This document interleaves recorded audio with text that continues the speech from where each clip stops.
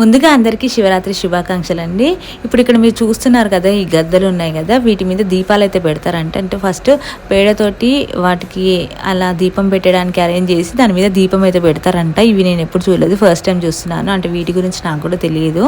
So నేను పెద్దమ్మను అమ్మని అడిగి తెలుసుకున్నాను అనమాట ఇవి ఏంటివి అనేటివి.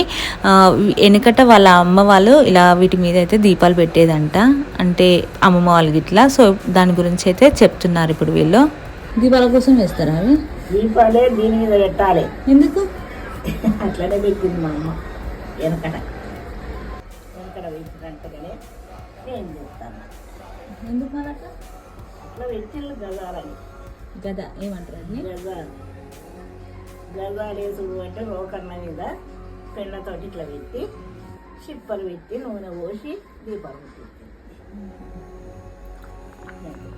రోకాన్లు ఉంటాయి కదా, రోకలు పెద్ద రోకలు దంచుకునేది, వడ్లు దంచేది. ఆ రోకన్లు 2 రోకన్లు తీసుకొని ఇట్లనే వేసేది.